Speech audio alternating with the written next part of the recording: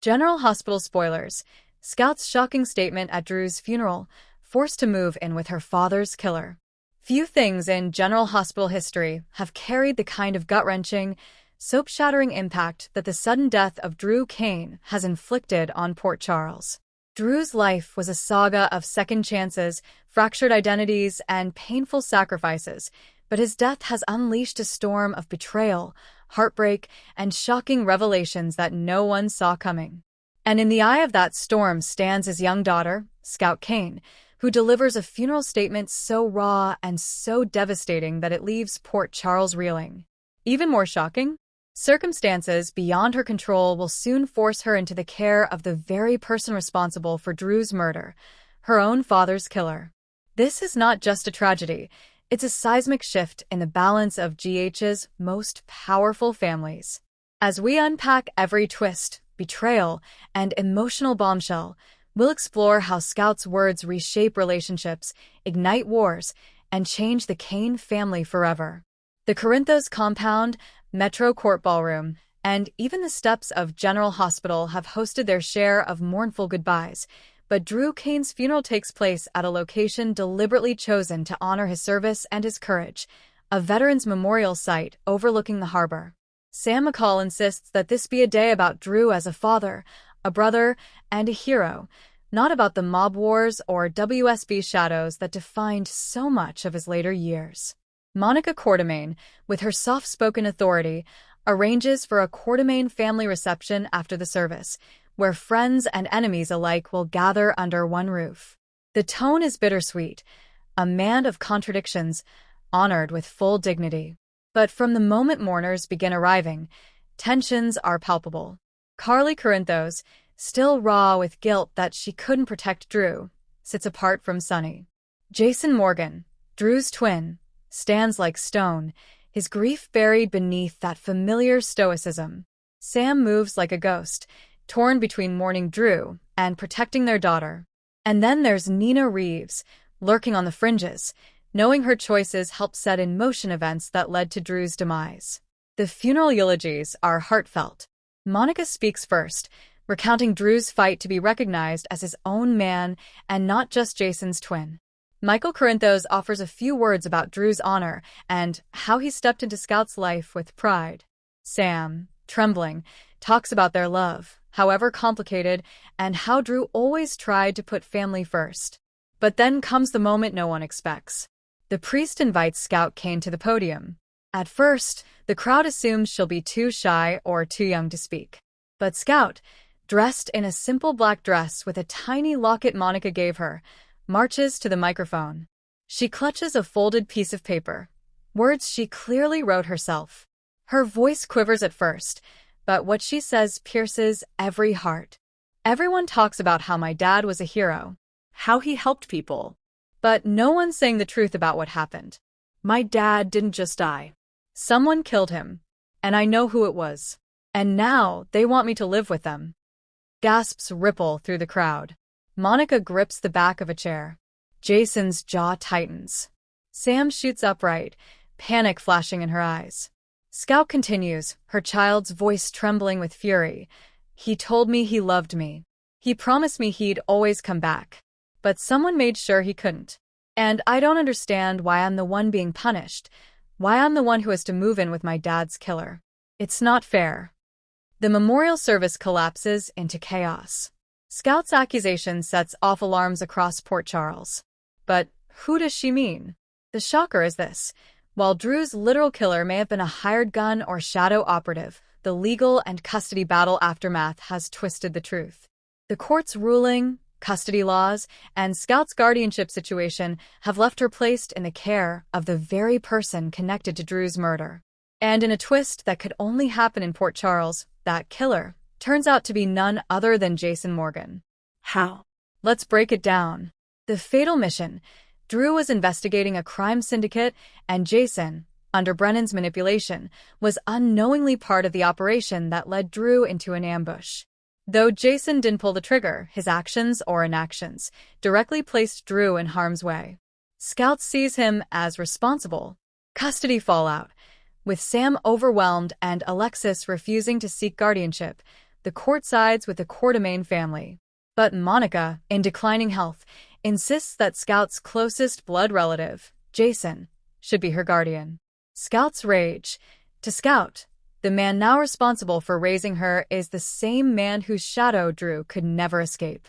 To her, Jason is the killer, the man who took her father's place, his choices leading to Drew's death, his survival a cruel reminder of what she lost. Sam is horrified when Scout's words go viral. Clips of her funeral speech hit social media thanks to a young mourner streaming the service. Now the world knows that Scout Kane blames Jason Morgan for her father's death. Sam lashes out at Jason. She accuses him of manipulating the courts to gain control of Scout. She warns him that Scout doesn't feel safe in his home, and that forcing her to live there will only deepen her trauma. She spits the question everyone is thinking: why is my daughter being punished for your sins? Jason, torn between stoic guilt and his sense of duty, argues that Scout needs family stability, and he is her blood. But deep down, Jason is haunted by Scout's words. For the first time, he wonders if he really is cursed to destroy every life he touches. Their feud fractures the Corinthos-Morgan alliance once more. Sonny sides with Jason, while Carly, to everyone's shock, defends Sam. As Scout settles into the Quartermain mansion under protest, she discovers something Monica left for her, a sealed letter Drew wrote before his last mission. In it, Drew writes, "If anything happens to me, promise me you'll trust Jason. He may not be perfect, but he will protect you the way I always tried to. You're his second chance, Scout. Don't let anger keep you from love." Scout crumples the letter in fury, convinced Jason forged Drew's words to manipulate her. But in reality, the letter is genuine. Monica confirms it. Still, the damage is done. Scout's declaration ignites ripple effects across every major family. Quartermain's, Brooklyn is torn between loyalty to Jason and compassion for Scout. Ned worries the scandal could damage the family's already fragile legacy. Olivia prays this fight won't destroy the family. Corinthos clan, Christina fears Scout's trauma will mirror her own childhood wounds. Jocelyn sees Jason in a darker light, siding openly with Sam. Sonny, meanwhile, doubles down on defending Jason, seeing Scout's words as emotional manipulation. Cassidy's, Valentine watches from the sidelines, sensing an opportunity. He whispers to Charlotte that chaos in the Corinthos Quartermain clan could leave Port Charles vulnerable to Cassidine control.